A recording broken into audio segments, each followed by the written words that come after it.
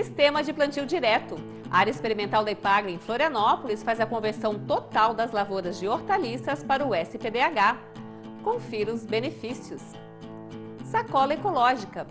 Que tal reutilizar as bolsas de plástico e transformá-las numa linda ecobag? Extensionista da Ipagre mostra o passo a passo. É a estreia do quadro SC Agricultura Sustentável.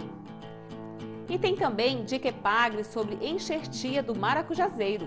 Conheça a pesquisa com porta-enxertos, um estudo que vai ajudar muito na melhoria dos pomares brasileiros. Olá a todos, sejam bem-vindos, começando mais uma edição do SC Agricultura. O Brasil é o maior produtor e consumidor de maracujá do mundo. O aumento da produtividade e da qualidade dos frutos se deve muito às inovações tecnológicas que acontecem em toda a cadeia produtiva. Em Santa Catarina, na Estação Experimental de Uruçanga, a Ipagre desenvolve várias pesquisas sobre a cultura do maracujazeiro, incluindo estudos com porta-enxertos. Vamos saber um pouco mais na Dica Ipagre de hoje.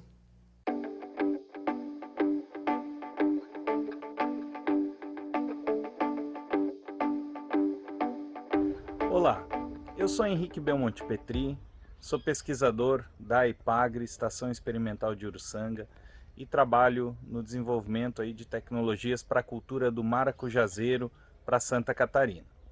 Hoje o que eu vou mostrar para vocês é um pouco do nosso trabalho que está em fase inicial sobre o desenvolvimento ou a tentativa de desenvolver e selecionar porta-enxertos para a cultura do maracujazeiro nas condições de Santa Catarina. Os porta-enxertos na cultura do maracujazeiro não são tão frequentes, a utilização deles não é uma coisa comum, visto que há uma grande viabilidade, as plantas superam a fase juvenil mesmo com a semeadura, com a utilização de plantas de pé franco nos seus pomares, já produzindo logo após assim, o seu plantio, nos primeiros meses após o plantio. Mas então por que a gente está investindo nisso, aqui para Santa Catarina? Se a gente for observar, o estado já tem áreas contínuas de maracujá de até 25 anos, até algumas áreas um pouco mais. Então desde o início dos anos 90 se planta maracujá aqui no sul catarinense, no litoral norte também, em solos extremamente arenosos, onde há possibilidade, nós já temos enfrentado em alguns pomares a incidência de nematóides, algumas áreas com fusariose, que são doenças importantes na cultura. E com a expansão da cultura do maracujazeiro para o oeste, onde os solos mais pesados, como os latossolos, vão ser onde essa cultura vai ser cultivada, nós temos também aí um problema da expansão nessas áreas. Nós podemos ter problemas com fusariose um pouco mais acentuadamente que nós temos aqui no sul. Então, termos essa alternativa de selecionar porta-enxertos para a cultura no estado está no nosso radar, já para termos uma solução caso esse problema apareça. Então aqui nós temos um pequeno pomar que foi recentemente implantado com mudas enxertadas de maracujá azedo, Passiflora edulis, sobre maracujá doce, Passiflora alata. Vocês podem perceber aqui no detalhe o ponto da enxertia, Então, mostrando que essas mudas estão enxertadas e foram implantadas aqui neste pomar. É uma das ações do nosso projeto de melhoramento genético do maracujazeiro para Santa Catarina. E então essa foi a nossa dica de hoje.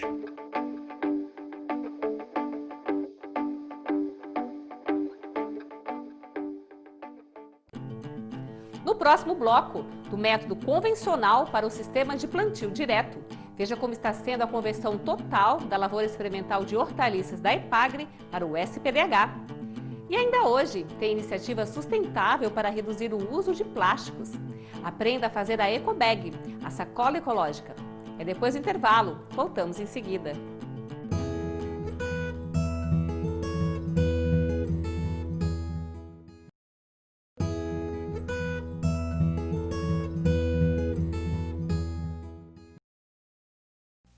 A Epagre segue cada vez mais atuante para incentivar e orientar a transição de cultivos convencionais para sistemas mais saudáveis, limpos, com viabilidade técnica, ambiental e econômica. E o SPDH, Sistema de Plantio Direto de Hortaliças, é um deles. Este método é baseado no conceito de redução substancial até a eliminação total do uso de agroquímicos e sem revolvimento do solo. Para servir de exemplo, uma área de 5.000 metros quadrados no Centro de Treinamento da Epagre, em Florianópolis, está em processo de conversão total do cultivo. Centro de Treinamento da Epagre, em Florianópolis. Além dos cursos e capacitações aos produtores rurais, aqui estão implantadas importantes URTs, as Unidades de Referência Técnica. Elas funcionam como modelos didáticos de produção para várias culturas agrícolas. Por exemplo, temos aqui a URT das PANCs, as plantas alimentícias não convencionais. Tem também o URT de apicultura e fruticultura. Bom, mas hoje é sobre as hortaliças que nós vamos falar. Isso porque toda a área cultivada aqui está sendo convertida para o SPDH, o Sistema de Plantio Direto.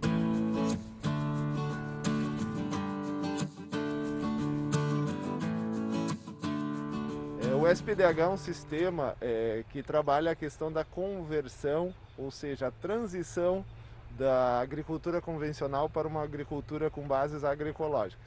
Então, dentro do SPDH, a gente tem um método de trabalho que trabalha em cima de dois eixos fundamentais, o eixo político-pedagógico e o eixo técnico-científico. O eixo político-pedagógico, a gente tem todo um trabalho com as famílias de estar desenvolvendo essa questão de pensar a forma de produzir alimentos para que a gente produza alimentos com uma alta qualidade, livre de produtos químicos e que possa estar levando saúde tanto para o produtor quanto para o consumidor. No eixo técnico-científico, a gente tem todo um trabalho de repensar a propriedade, faz todo um trabalho de planejamento, de como conduzir essas plantas, essas hortaliças em SPDH, trabalhando a questão das análises de solo feita de forma correta, a questão de implantação das plantas de cobertura, que são importantes dentro do processo, e a questão nutricional. A questão nutricional, inclusive, que ela seja trabalhada em cima de cada cultura, já que cada planta tem um comportamento nutricional diferente. O grande objetivo desse trabalho no centro de treinamento é criar uma vitrine de todas as culturas agrícolas cultivadas na Grande Florianópolis. Mostrar na prática aos agricultores o modelo ideal de produção para cada hortaliça e ensinando como fazer a conversão para plantio direto. Vendo tudo isso de perto, fica mais fácil entender os benefícios do SPDH. Toda essa mudança iniciou há 5 meses com análise de solo para avaliar a nutrição da área. Essa área aqui estava sendo cultivada há pelo menos 20, 25 anos com produção orgânica. A gente tem praticamente todas as áreas com excesso de potássio e fósforo. Então, assim, como readaptar a nutrição nessas áreas? A gente está fazendo um trabalho de apenas trabalhar com nitrogênio para repor o que falta, o resto. Como pode se observar dentro das culturas que são cultivadas, a planta não tem necessidade de aplicação de outros nutrientes porque já está sobrando no solo. Então esse é um processo de transição, de como é que eu vou levar essas culturas para um momento onde eu tiro todos os adubos químicos. Aqui dentro não se usa nenhum produto químico, a ideia é fazer todo um processo agroecológico, mas dentro do que? A orientação e nutrição de planta de forma adequada.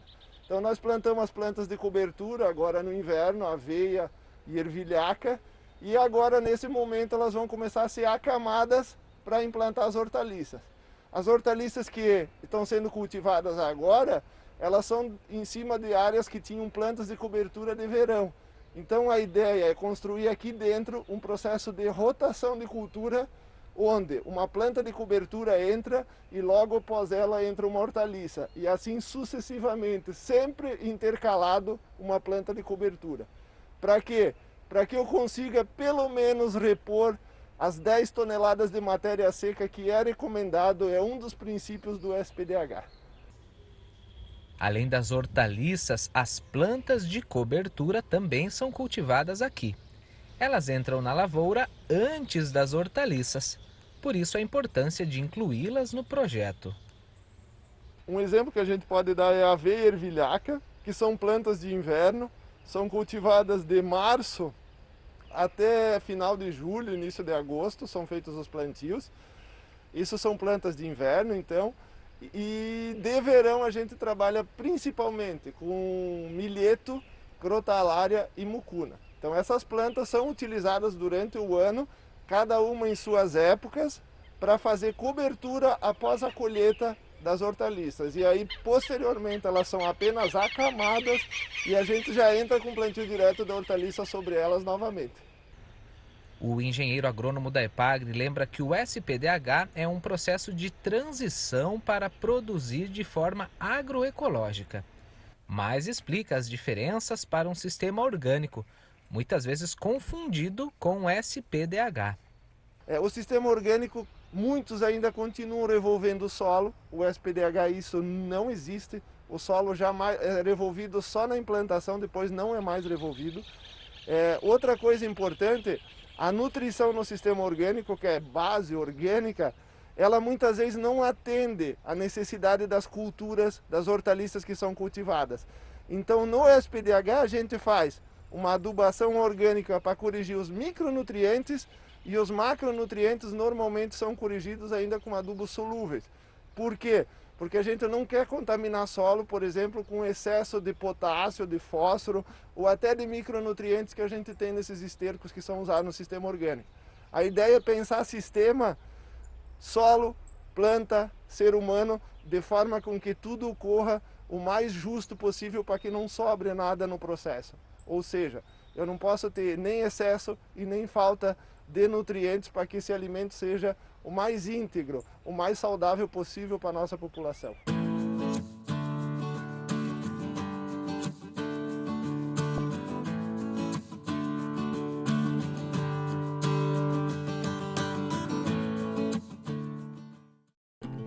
A seguir, tem novidade no programa. É a estreia do quadro SC Agricultura Sustentável.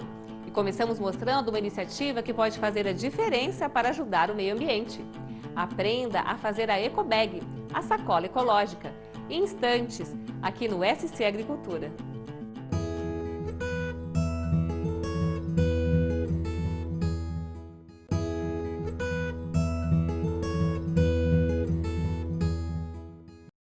O plástico é responsável por um dos mais graves problemas ambientais.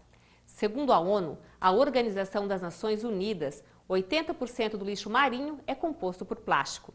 E acreditem, podemos chegar a ter mais plástico no mar que peixes, se não forem tomadas medidas de contenção. Mas o que fazer para diminuir o consumo de plástico? Comece substituindo as populares sacolas de supermercados por sacolas ecológicas. Esse é o tema da reportagem a seguir, com o passo a passo da EcoBag. É a estreia do quadro SC Agricultura Sustentável. Acompanhe!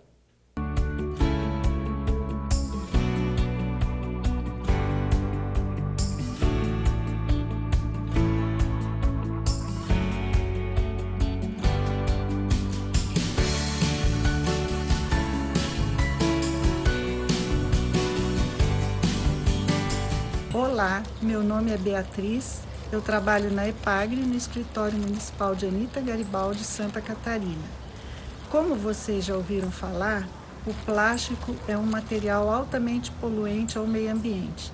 Pensando nisso, nós vamos fazer uma atividade aqui de reutilização das sacolas plásticas que nós recebemos diariamente no comércio.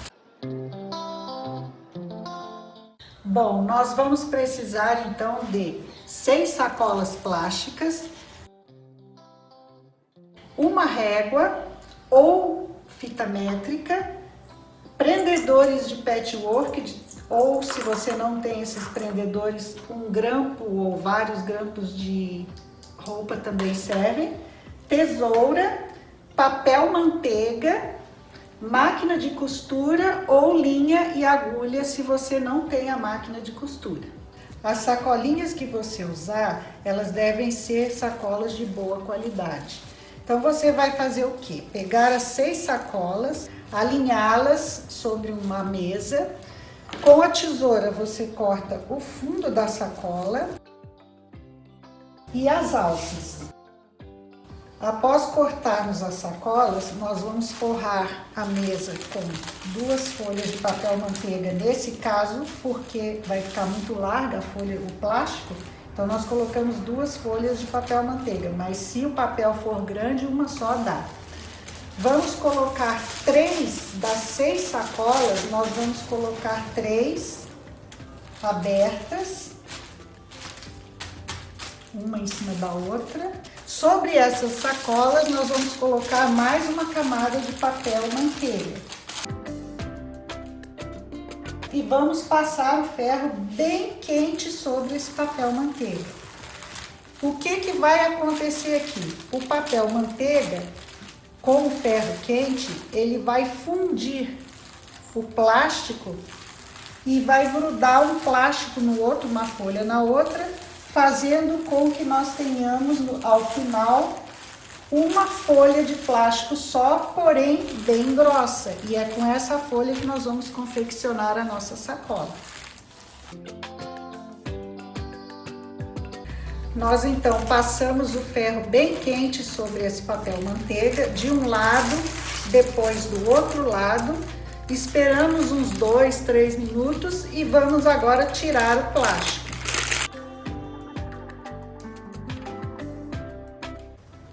Então aqui nós temos a parte da frente da bolsa, que nós fizemos com 3 das 6 sacolinhas que nós tínhamos. Com as outras 3, eu vou repetir o mesmo processo para fazer a parte de trás. Nós então vamos medir a bolsa, essas 2 placas, para que a bolsa fique do tamanho desejado. Podemos também já fazer a medida da caixa de leite, que é essa parte aqui, o fundinho, para que fique uma bolsa mais larga no fundo. Bom, após recortarmos as peças, nós vamos fazer a caixinha de leite. Essa peça, bolsa aqui, só para vocês terem uma ideia, ela vai ter 35 centímetros de altura por 45 de largura. E a caixinha de leite, que eu cortei nos 4 cantos de baixo, ela tem 6 por 6. Após isso, nós vamos costurar as laterais e o fundo da bolsa, vamos deixar a parte de cima livre. Depois de costurada, nós vamos costurar a parte da caixa de leite e vamos desvirar essa bolsa. Se você não quer desvirar, você pode deixar a costura aparente também, não tem problema nenhum. O nome caixinha de leite para esse cantinho aqui foi denominado devido à semelhança com o fundo de uma caixa de leite, como nós temos aqui, só para mostrar esse fundo mais largo, né? O fundo larguinho aqui da caixa de leite. Bom, então vamos lá. Nós vamos sobrepor uma metade sobre a outra, né? E vamos fixá-las, juntá-las com os grampinhos de patchwork que eu falei. Repetindo, quem não tiver esses grampinhos de patchwork pode utilizar grampo de pregar roupa no varal. Então nós vamos alinhar bem, colocar os grampinhos. Por que nós não usamos alfinete de costura? Porque o plástico, quanto mais furos ele tiver, mais chance dele rasgar, dele se romper. Então, a gente evita de fazer furos no plástico colocando esses grampos de patchwork. Para fazermos a caixinha de leite, então, eu já fiz de um lado aqui, vou mostrar como faz o outro lado. Nós costuramos as 2 laterais e o fundo da bolsa.